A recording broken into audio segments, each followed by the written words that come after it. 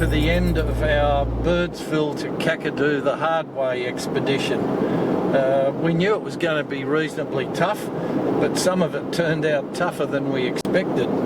The Hay River section was very demanding after all the flooding. There's lots of bush we had to push through. We knew the dunes in the Simpson would be tough. Then we did the Bins track, which was very, very rocky and hot. Then in Litchfield, lots of steep banks, creek crossings, tight manoeuvring with the trailers. And now in Kakadu, where it's extremely hot, it's the build-up time, and that drives some Territorians troppo, and after a clammy night I can understand why, fending off mozzies and midges. So the vehicles and the campers have had a brilliant workout. I must say I am very, very impressed with these Isuzu D-Max utes. We've got 3 of them, 2 towing lightweight campers and 1 with a camper on the back. We haven't had a skerrick of trouble. They just go. This one's an automatic, uses slightly more fuel than the 2 manuals, but not much. They just go anywhere. This one has got an aftermarket suspension that Isuzu was happy to fit, to evaluate. It's behaved very well. It's a Carroll spring suspension, very, very good. The vehicle with the Carry Me camper on the back of it has got heavy duty springs that have been engineered by Lovells. They have proved excellent in the harsh conditions. The engines just slog away. All we've had to do is check the oil every day. None of them have needed a top up, and we've given the air cleaners a clean out a couple of times because some of our track has been very, very dusty. As you can see, they just lope along. The fuel consumption is going to be between 10.5 and 11.5 litres per 100 kilometres. Considering where we've been, that is absolutely brilliant. These are really, really economical. And they're easy to drive.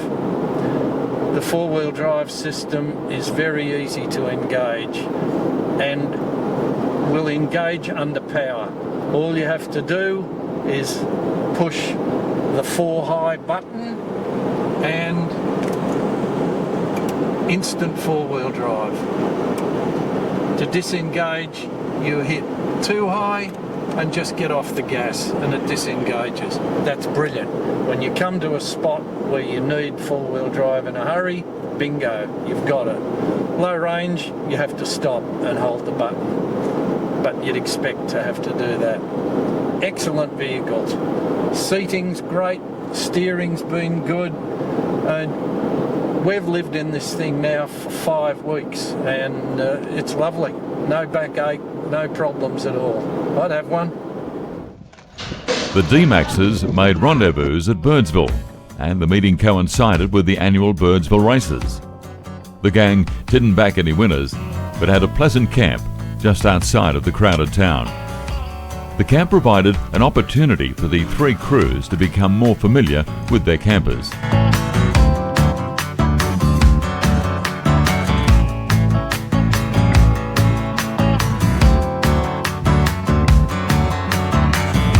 It was also time to fit and set the door and tyre pressure monitoring units that would take the worry out of rubber management on this arduous journey. What am I doing? I'm actually reading the instructions. I know boys don't normally do it, but I think I will. This system looks really good, and the instruction book is written in English, not Chinglish. Excellent. The door and units proved very easy to fit and began working straight away. Birdsville, the day after the races, saw visitors wandering around or fueling up for their homeward trips. Allan Whiting caught up with remote outback 4-wheel drive specialist Joel Fleming.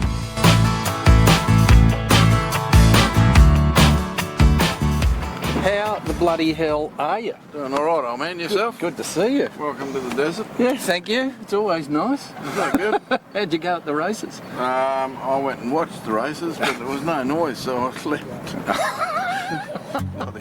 The convoy headed west for the big dunes in the Simpson Desert and dropped tyre pressures to handle the soft track conditions.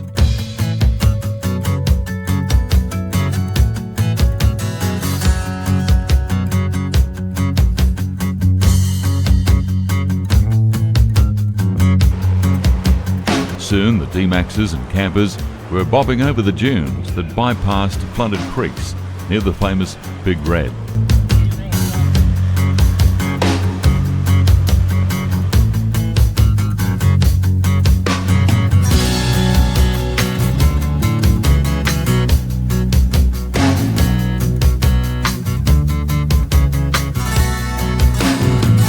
After an hour's driving, the gang stopped for an early lunch while they watched racegoers playing around on Big Red.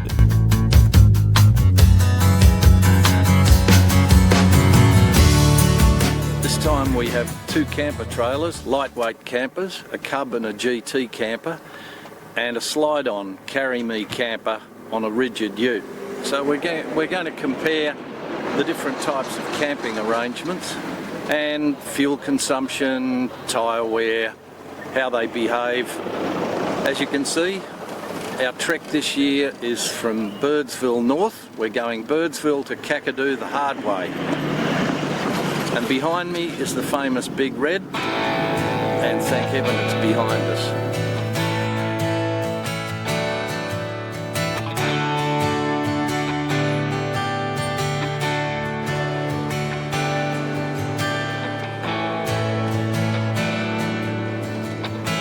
The drivers were now getting used to the feel of their vehicles in the sand dunes and were making good progress.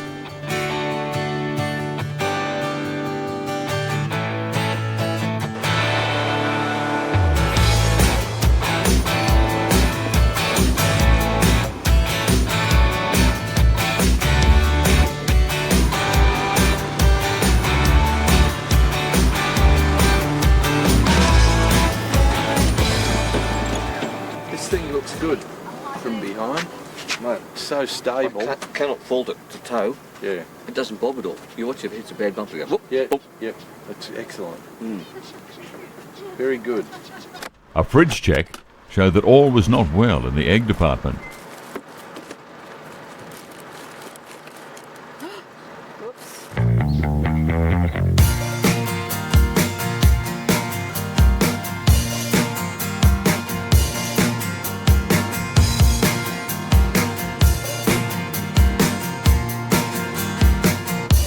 Two seasons. Heavy rains had transformed the Simpson Desert into a much greener place than normal. A detour at the usually dry Air Creek sent the convoy 30 kilometres north to a safe crossing. But the compensation for this extra driving was a beautiful Billabong campsite. Swimming in the middle of the desert was as refreshing as it was unexpected.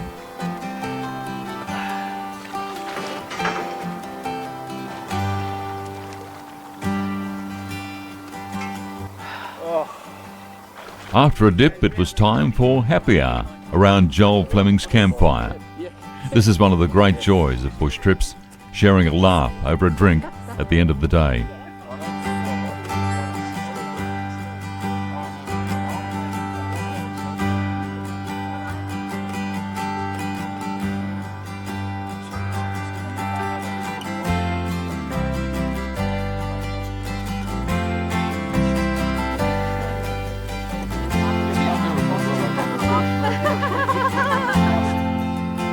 The crew's first desert dinner was a success as they tried out some new camping appliances.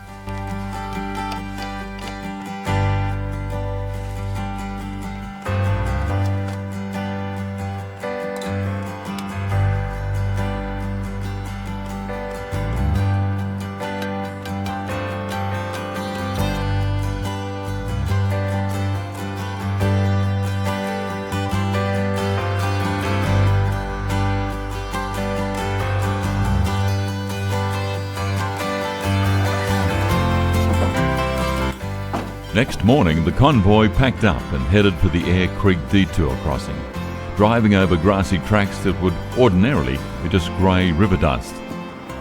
The crossing was rocky and shallow, so there was no dramas. It wouldn't have been so easy just a few months earlier, when this creek was a roaring torrent.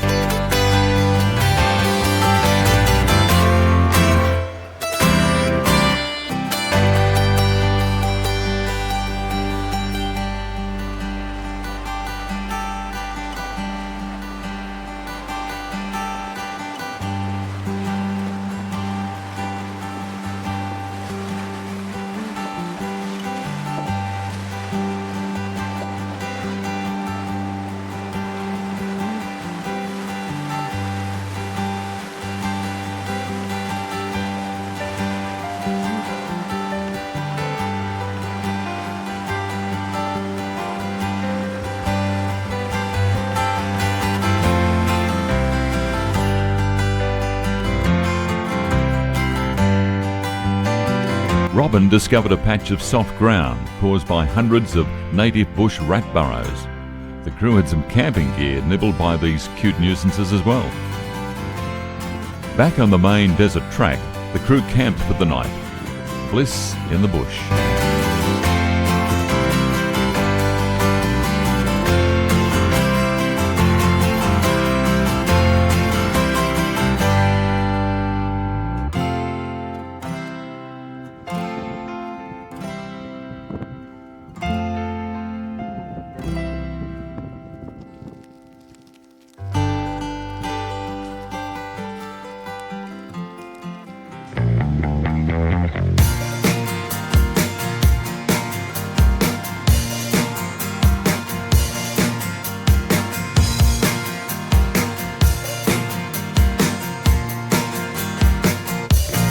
Next day, more dune driving and then a flat run across the great salt-crusted clay pan near Pepple Corner.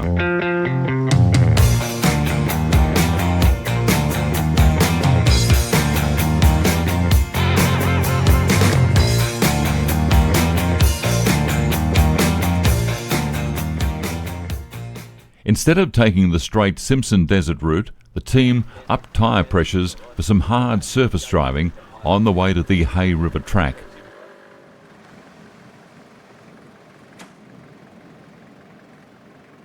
Refueling time at the desert service station. You can suck diesel if you like, or play with one of those little tiny squeeze pumps, but this thing does the trick for us.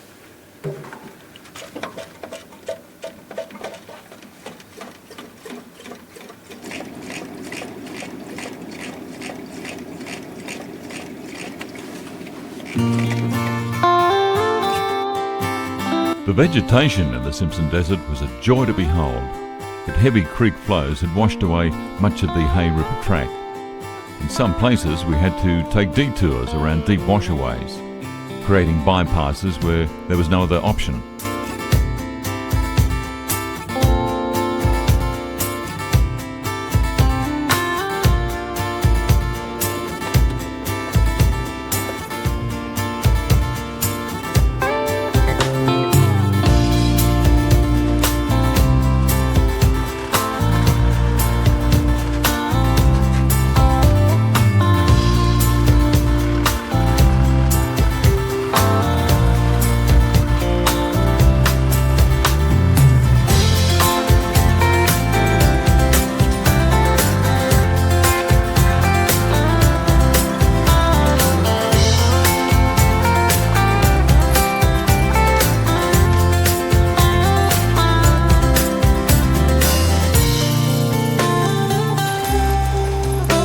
The growth also meant that many potential campsites were overgrown, but Joel Fleming had a list of GPS positions for alternative camps. This one was nestled amongst shade trees that also provided some firewood. There wouldn't be a lot of through traffic after dark.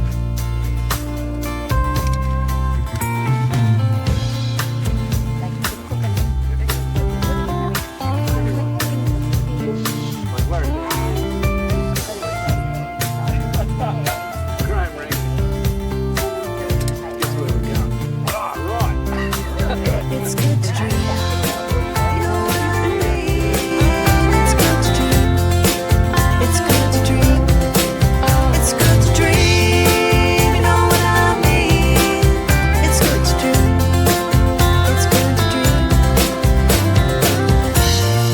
Joel was eager to show off the log-snigging ability of his new four-wheel drive electric buggy.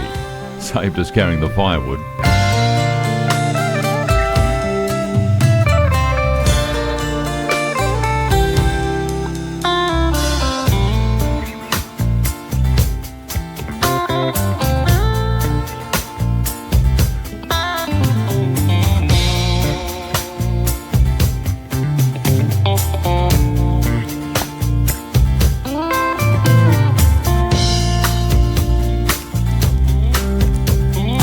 Next stop on the Hay River track was at an ancient Aboriginal campsite. There were discarded quartz cutting tools lying around all over the place. In good seasons, this spot would have made the wandering tribes self-sufficient.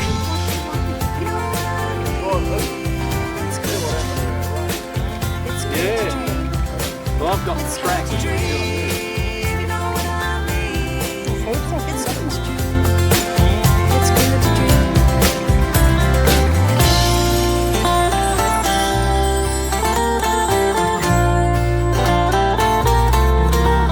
The track wound on for kilometre after kilometre, with the occasional sand dune reminding the crew that they weren't touring through a bush garden, but in an environment that's normally arid.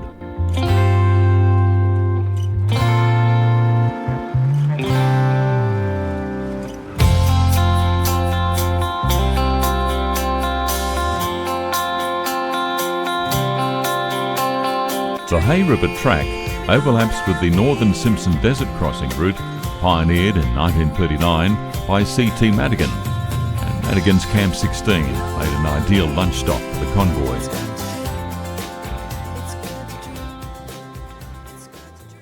They checked out the plaques at this historic site and signed the visitors book. Surely one of the most remote visitors books in Australia. Can if you want. Marshmallows, I don't have to. Oh yeah. No, I'll take the marshmallows.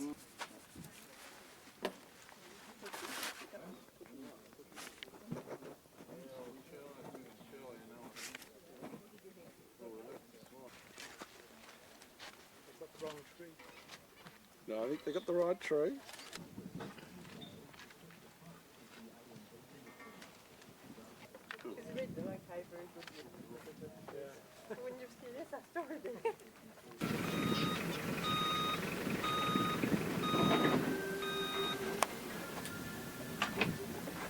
Then it was back on track once more.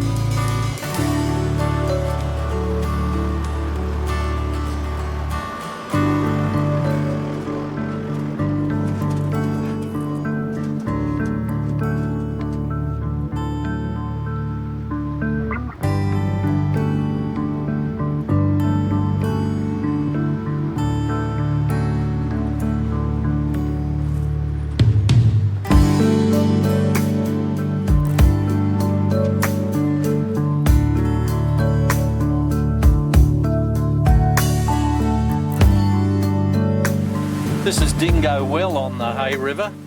It's a plan to make sure there's plenty of water for local dingoes, plenty of wind for the local dingoes today as well. There's a human offshoot, of course. You can top up your water here. It's good. But the dogs, they lap over here.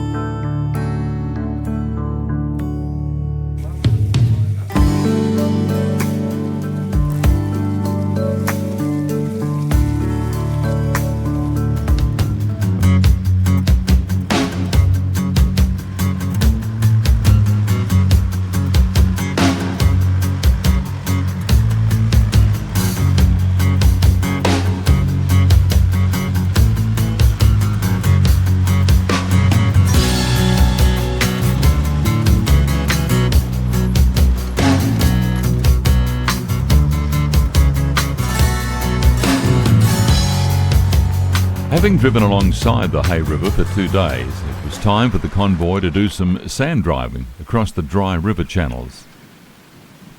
Then came the main riverbed, where the sand was very soft and the need for the crew to start dropping tyre pressures once more.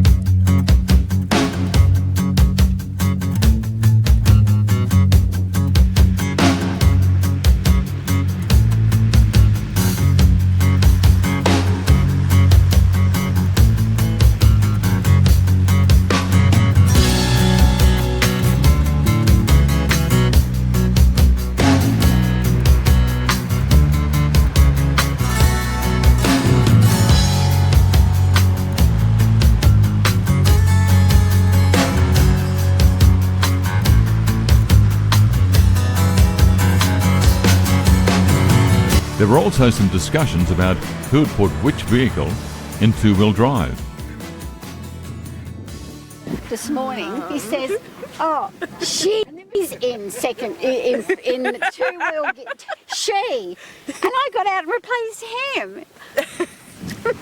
Wasn't she? She was in two-wheel drive. Yeah, because you had it in two-wheel drive. You rotten stinker. I've been in two-wheel drive all day.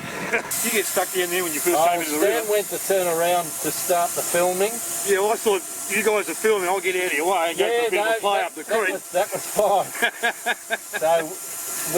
That's why I asked Graham to come back, because I thought we'd need a snatch, but Stan got out, and then they got stuck, so we had to let their tyres down. Where it's wet, it's beaut, but where it's not wet, it's horrible.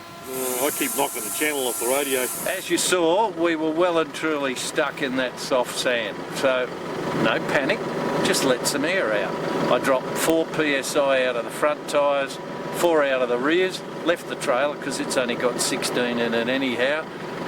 Gentle application of throttle and just climbs up out of the sand. Easy peasy.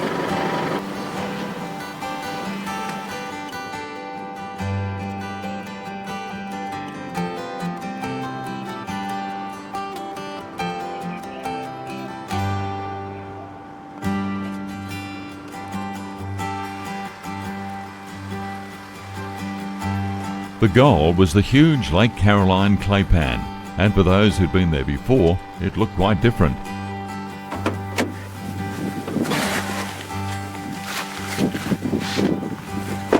Wow. This is Lake Caroline, and last time we were here there wasn't a piece of growth on that clay pan, and look at it now since the rains. Looks like an olive plantation.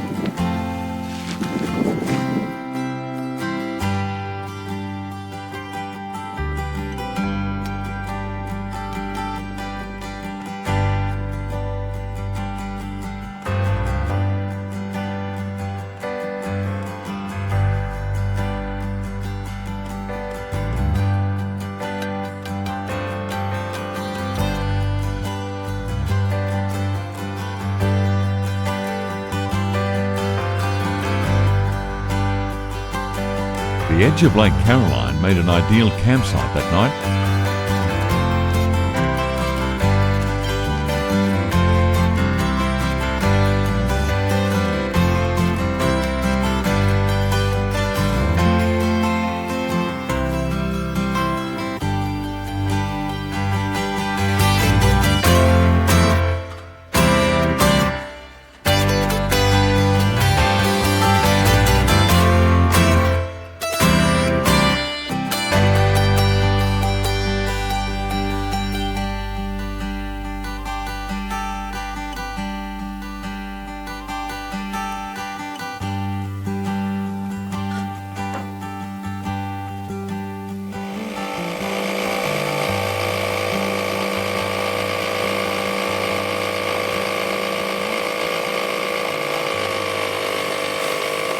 We've just done our last little crossing of the Hay River, and we'll be on firm trails from here on. So time to put some track pressures in the tyres, bring them up 4 to 6 psi. The convoy crossed the Tropic of Capricorn, and almost immediately the country opened up into grassland.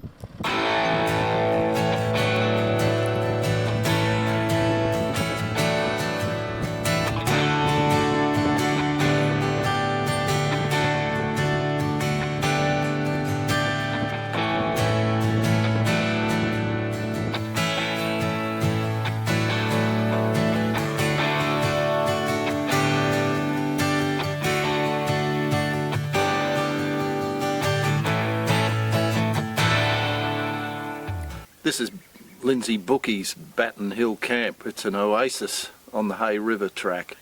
It's got everything. Hot showers, flushing loos, brilliant. See you in a minute.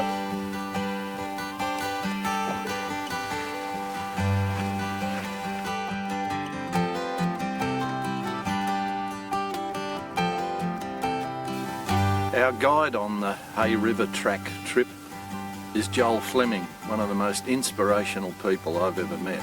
He's a guy who's overcome adversity to run his own tour and training four-wheel drive business in Alice Springs. It's going to be yarn too.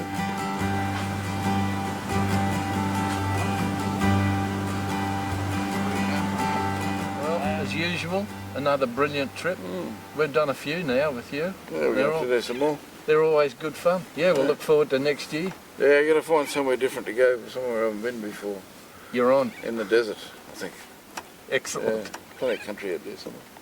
Must be something we need to go and look for. Yeah, I agree.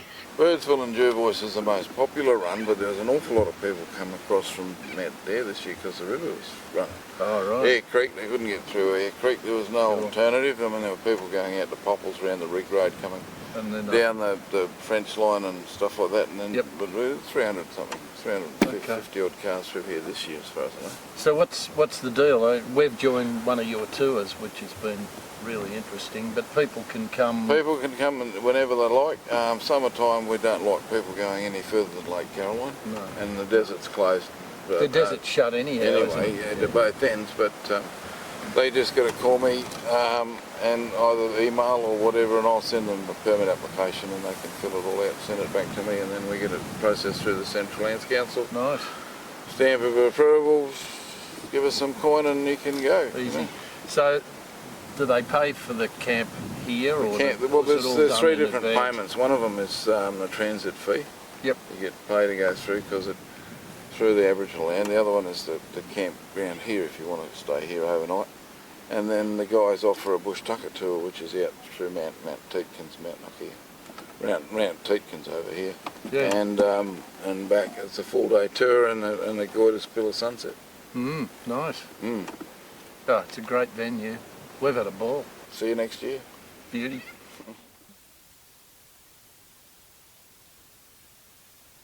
After enjoying the relative luxury at Batten Hill, it was time for the D-Max and camper crew to bid farewell to Joel Fleming and head off to Alice Springs. So, part one of Birdsville to Kakadu The Hard Way is finished. We've said goodbye to our crew who helped us up the Hay River track, and now we're on our beloved Plenty Highway, and you can see the lovely folding hills behind me. So from here we head to Cattlewater Pass and then the East McDonald's route, which is a rocky traverse that'll take us into Alice Springs.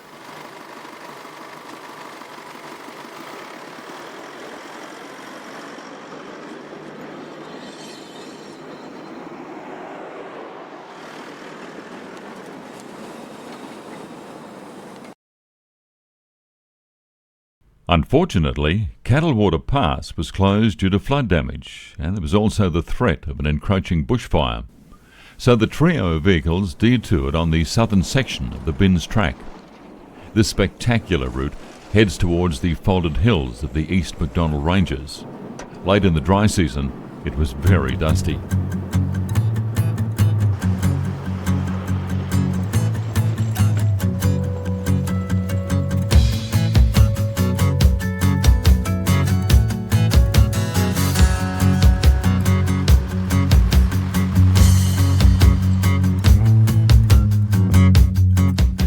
Tunga is on the East McDonald's and Bins track routes, which is the hard way to get from the Plenty Highway into Alice Springs, which is why we're here. This was a large gold mining operation, and now beautifully restored relics of a bygone era. Must have been hell out here in summer, with the battery crashing away and the boiler hissing, steam engines thumping away. Well, it's all very quiet here, but it wouldn't have been when this was working. It's quite a cosmopolitan setup here. We've got a Cornish boiler, and over there is a triple expansion steam engine, pretty high tech for those days, invented by an Irish person, I believe. Last time I was here it was all rock. Now there's grass everywhere, and the flooding has brought up relics like someone's old meat tin. That was someone's dinner many years ago. Didn't find that last time. Didn't wash any gold out though. Never mind.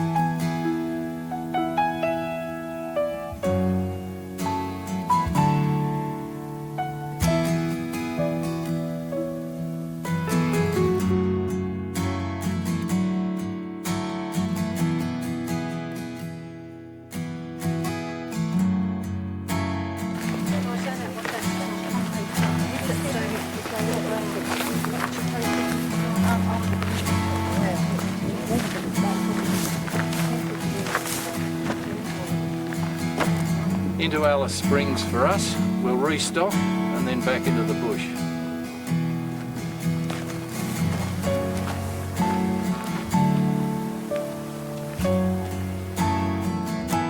In Alice Springs, they were checked out by an inquisitive rock wallaby. We're putting ride-on tyre sealant into our tyres. This stuff's terrific. We've done a test on it in civilization, just in case it didn't work. We ran over a plank with 3 nails and we certainly punched 3 holes in the tyre. Pressure didn't drop at all, and when we checked later you could see where the sealant had flowed into the holes. So we reckon this has got to be the duck's guts for bush travel, and it's pretty easy to fit too.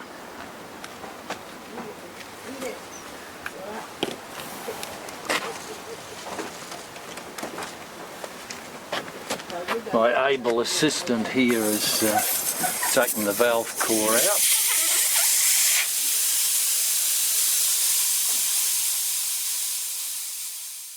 There's no pressure in the tyre now. Come on Pete, do your stuff. Squeeze bottle fits over the valve stem and away you go.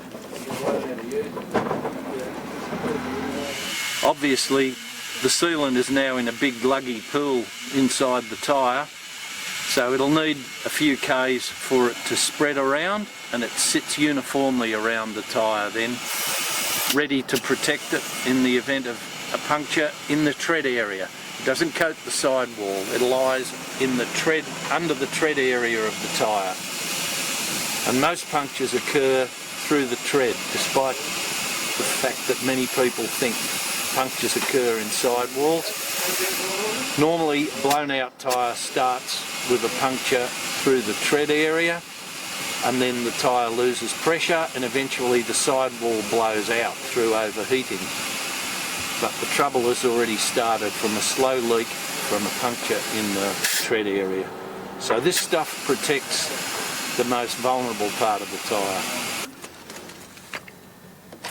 And now reinflate the tyre to normal pressure and we're ready to roll.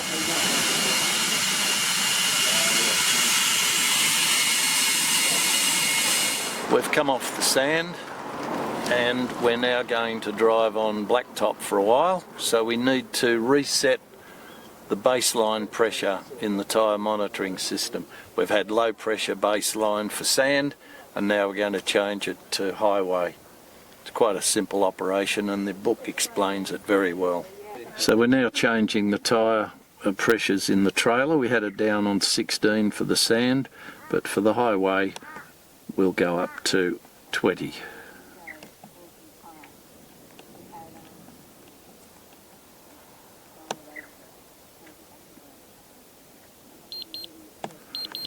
Job's done.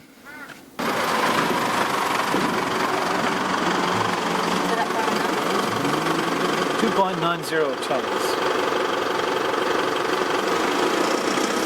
With water tanks full and the vehicles fueled, the team checked loaded weights.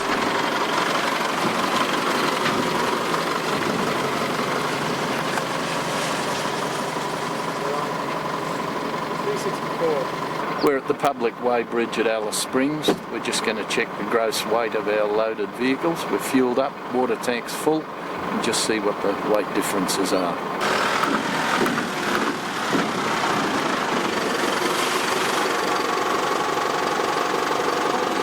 2.34 tonnes.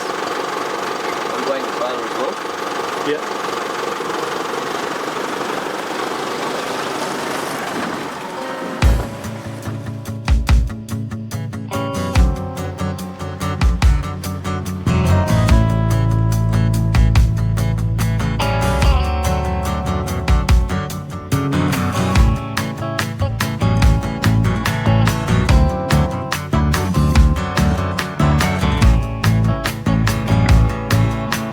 The convoy now headed for the rocky trials of the Bins track, stopping for a roadside lunch along the way.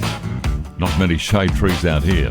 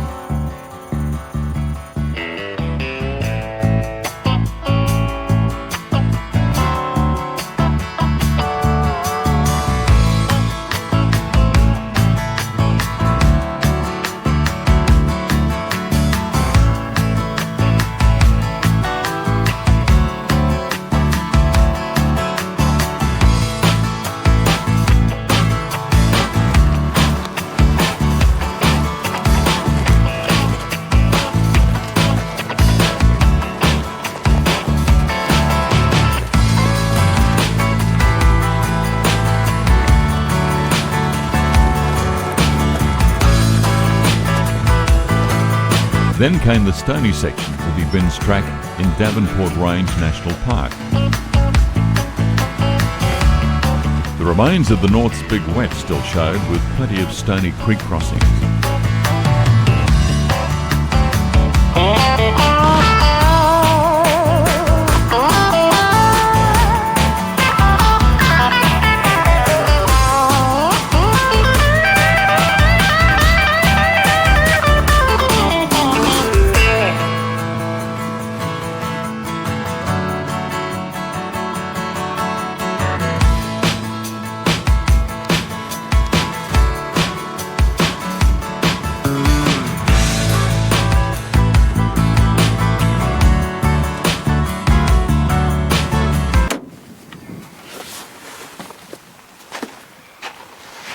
Wow.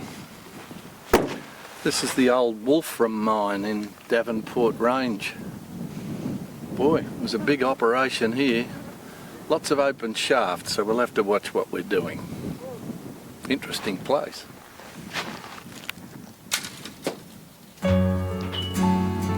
This was a big operation, extracting tungsten ore from the unyielding rock, and in summer it must have been quite an unpleasant place to work.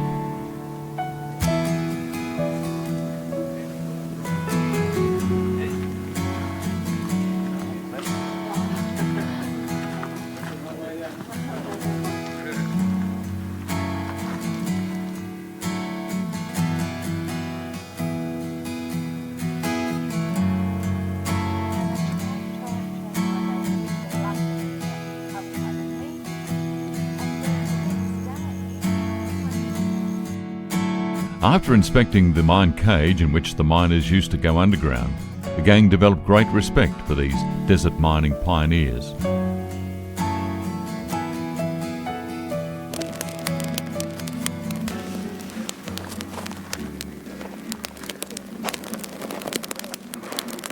Desert wood, nothing like it. Wish we could get it where I live, in the Southern Highlands in New South Wales, or when we go down the Victorian high country. This stuff's beautiful, and you don't need a lot of it. Instant fire, perfect. Campgrounds are okay when you need water and power and a shower, but for us, this is the pinnacle. Bush camping, it's great. Pete's got the guitar going. Boys are cooking their dinner up there. Ours is on the stove. We'll get some coals out of this and throw some spuds in. Beautiful.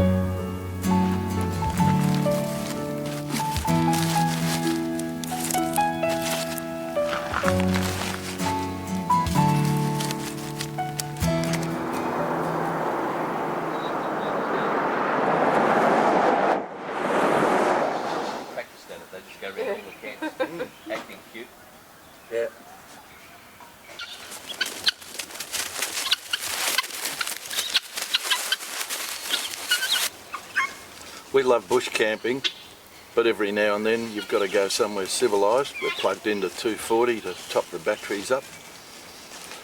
If you've got to find a camp, make sure it's a good one like this. We're in Catherine and this is an absolute ripper. The locals need a feed.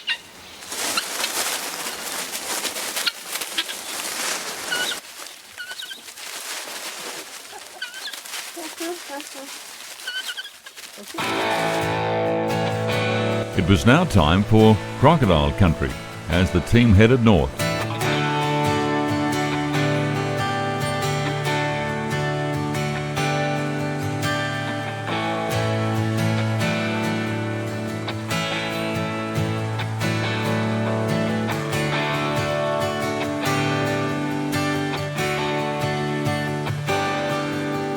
This is the next leg of our challenge in the Birdsville to Kakadu The Hard Way.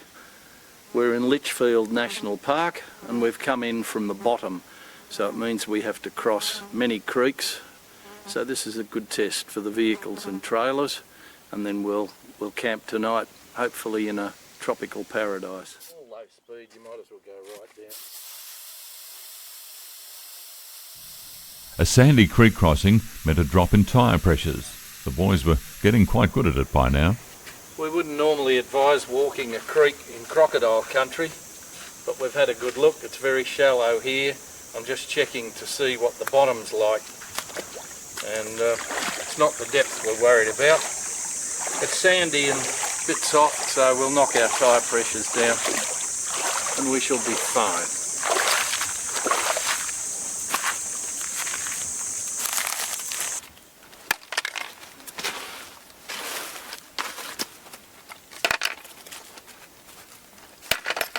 In this absolutely beautiful, supposedly pristine spot, we've found a campfire, which is illegal in the national park. You're only allowed to camp in designated areas. It's a camp right on the edge of a creek, which is another no-no.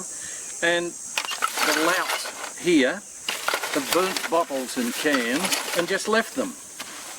Unbelievable. And they wonder why we get locked out of places.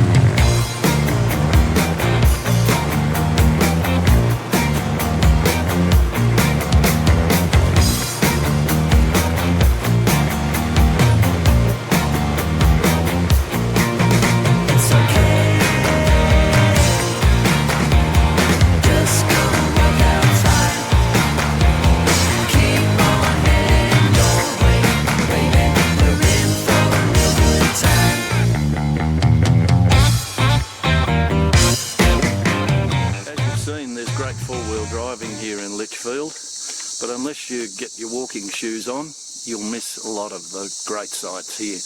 This sandy creek walk leads to waterfall, maybe some, maybe not this time of the year, but the creek's flowing, so we could have falls. And along the path, the plant life is wonderful. There are cycads here, which are among the oldest plants on Earth. So, worth getting your feet dirty. And the gang was lucky because a big wet meant that the falls were running late in the dry season. A heavenly dip.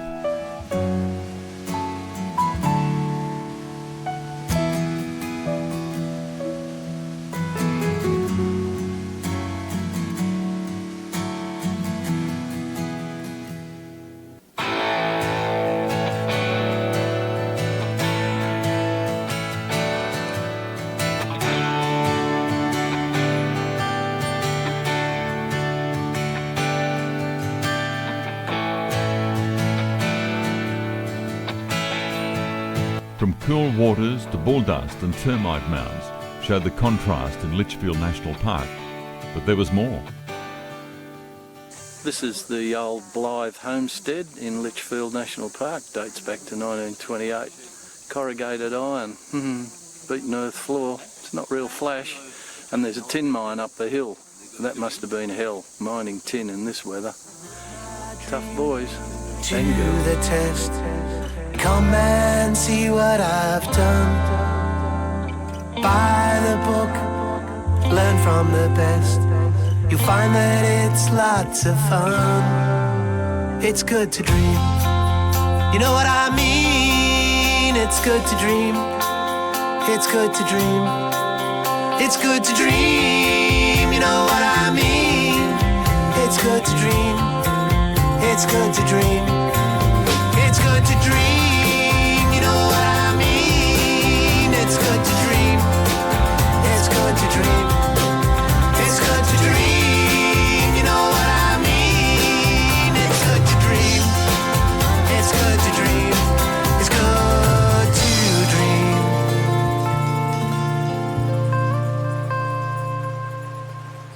From the old homestead, the track led to the eroded rocky outcrop known as the Lost City.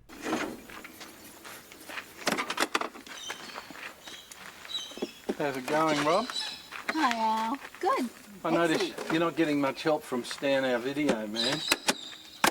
Did we expect it? Not really, no. The camera's a great excuse, isn't it? Yeah. But this looks really good. It's very good. Heaps of space Well, that is, and everything easy to reach. yes. Mm-hmm. And it's good because we have cover and we just stopped just there and just sort of pulled everything out. And Yeah, it's easy. We have So if really you've got a good- shower of rain, you're in under Oh, here anyhow. yes, None yes. of this gets wet. No. And we've just done rivers and things and everything's fine. Lovely. I can't, Yeah, it's good. the room here Oh, and you've is got a light. Uh-huh. Oh, And it works. oh, Still. beautiful. And the other side, and one there, and no, this has really been thought out really, really well. No, we're really surprised with it. Terrific. What's for lunch? Right. Ham, cheese, I'm going. pickle, I've had mine. Oh, I'm okay. going walking. coffee. Coffee? Yeah, after the stroll. Okay. See you soon. Okie dokie.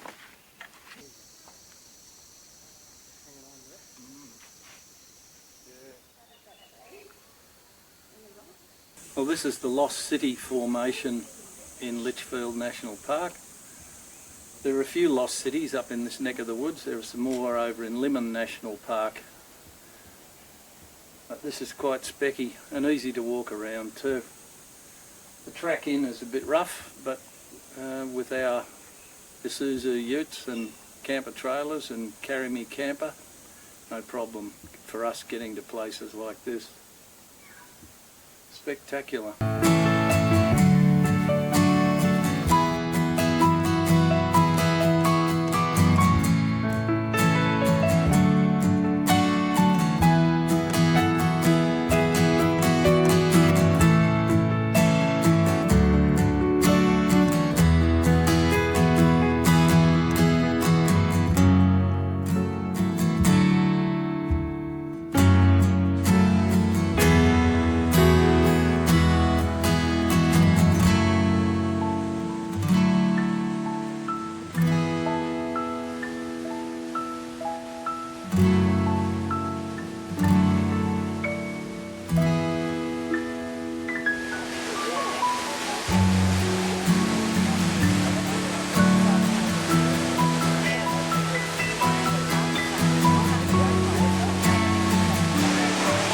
People in Darwin are lucky.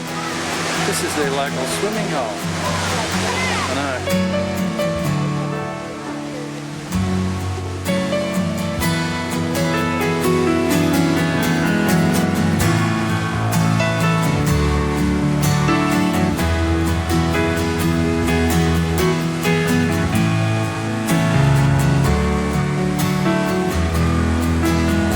Swimming in crocodile areas is dangerous unless signposted to the contrary. But everyone who visits the NT wants to see some crocs.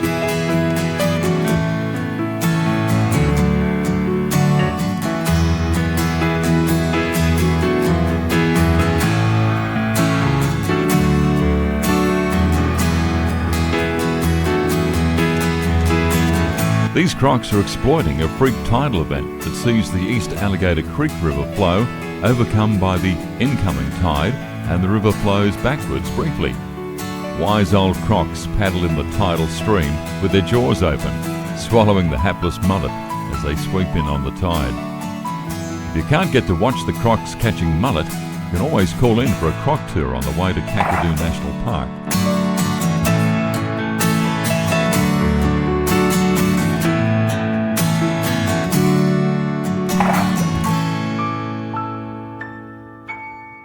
Welcome to the original Adelaide River Queen crocodile jumping cruises. My name's Rod, I'm the skipper for the hour, and my assistant upstairs is Cherie. She'll be dancing the crocodiles for us today. We'll cruise up the river a little bit, and we should come across some nice sized crocodiles for you to have a look at and get them jumping.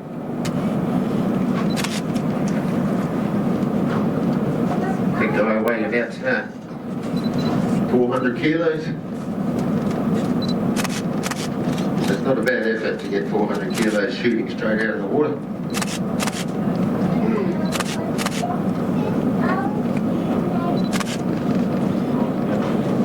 And we've noticed in the last few days that all the crocs are getting a bit nervous and worried of each other. Oh, this is Flapjack. He's got a war wound on the side of his chin. So we call him Flapjack. He loves showing off too.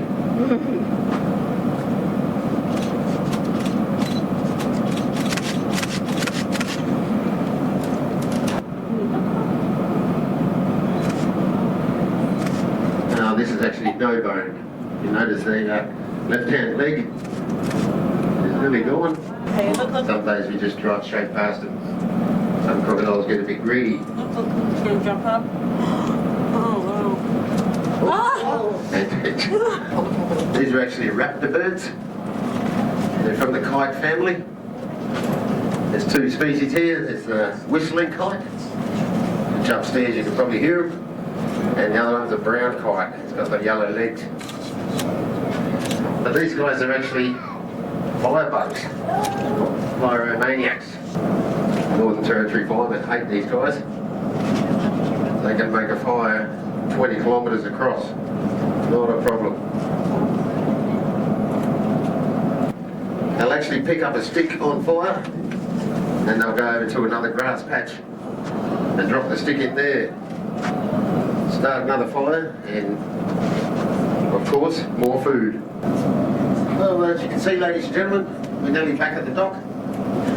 So unfortunately, that's the end of our original Adelaide River Queen croc jumping cruise. Hope you enjoyed it. Hope you got some great photos.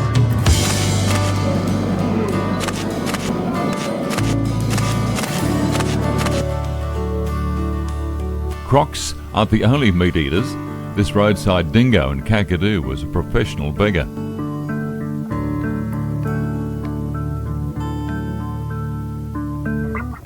The D-Max utes, Cub Camperoo Brumby camper trailer, Carry Me camper and GT camper trailer performed brilliantly on this demanding Birdsville to Kakadu The Hard Way track. The team had no mechanical issues, and the combination of ride-on tyre sealant and door and tyre pressure monitoring prevented any tyre dramas. The campers were home away from home for a testing period, and here's what the team had to say about them.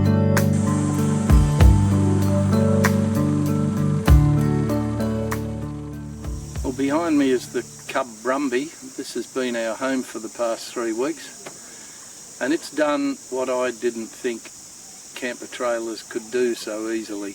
It's been a big no-no of mine to tow a camper trailer across the big dunes in the Simpson Desert, but we did it. We chose the Brumby because it's nice and light, easy to tow, and comes with big fat tyres so we could drop the pressures and skate it over the sand. Worked a treat. We balked at a couple of dunes, dropped a bit more pressure, and the Brumby just followed on behind the D-Max ute. Great fun. And since then it's gone everywhere else. It's been our home. It's the easiest camper to unfold and fold, and one of the very few that can be folded up with this big awning in place. So, a great home. We like it. So the other lightweight camper we have in our desert-defying and rock-defying trek is the GT camper, and you've been living in it, Pete. How's it gone? Yeah, it's a new camper, GT, new manufacturer, and this is the prototype of their off-road model. So obviously there's some issues that need to be sorted out, but that will happen. Basically, it's very strong. It tows very well. It's very aerodynamic. The fuel consumption figures have been excellent, and in what we've done to abuse it in the last month, we haven't broken anything. No, we tried. And that says volumes, because what we've done in a month would be more than the average user would have in probably 4 or 5 years. It's taken a long time to abuse it like we have, and it hasn't broken. It's a very good chassis, and I'm sure GT will sort out the few issues that it has got, and it'll end up a good unit. Well, it's very nice and relaxed here in your abode under the Carry Me camper. Yeah, Robin? No, it's very comfy and very easy to work with. Yeah, we've noticed how quickly you We get beat set you up. well. Yeah, I know. and the cub's quick. I don't know, I Yeah, know, we've yeah. got it down at Yeah, pat. you're really quick with it. Yeah, no. And this all comes out when you open it up. It does, and when we first was allocated this and we saw poles and ropes, I thought, oh my God, this is going to be grief for us. But it is simple as, and it just pulls out, and as the cover here comes, the bedroom is formed, Yep. and 3 poles, and truly 5 minutes. Yeah. As a matter of fact, when we first did this, we did it that quick, we thought we did something wrong. Yeah. So we Yeah. pulled it down. I noticed how and did it quickly again, it went up. and it is. And you've got these drop sides, and we're here in the tropics at the moment in Kakadu, but you drop the sides when you want privacy or if it's cool or windy. Well, when we had the rain, when we sort of a couple of days in, I thought, oh, this is going to be interesting. But the quality of the canvas is excellent. The zips are, zips can be a pain, as you know. Yeah, but these are big really fat good, ones, yes, aren't they? So they're really easy. Yep. Or Velcro up and down, and look, it's cool and it's warm. Yeah. When we needed it, when it was freezing below 0, whenever we Yeah, had. no, it looks great. So, and you don't have a great big climb because you've got a No. lowered floor here, so No. it's 2-stage. No, it's easy, and I thought, oh, that might be a bit dangerous, but it's honestly, it's whoever designed the Kenzie family have done a very, very good job, because there's been a lot of thought being put into it. It's workable, it's easy. And that's what you need. I mean, we've been 21 days now. This has been up and down for 21 times. Yeah, looks as good as new. Yeah, and not a scrap of dust inside. Very, very impressed with that. So, Great. no, they've done very, very well. We are very, very impressed. Very impressed. Nice one. Yeah, they've done that. Of course, there's more to see than crocs in the wonderland that is Kakadu. Glorious sunsets, lily pond and bird life on an extravagant scale. After this rigorous test, the crew took time out to enjoy this World Heritage Area before heading back to the daily grind. See you in the next adventure. There was a tree in sight. No. Well, I've got photos. Fair enough. This in 2000 almost was shot with that. The best real estate. I've got photos at home where you come off the dune, where we turn right at the bottom, and the strata changes. It's red sand and then it's grey river silt. Yeah. And there's not a speck of water, a blade of bloody grass, there are a few struggling trees, and we just drove straight through it. You wouldn't even know it was Air Creek. No.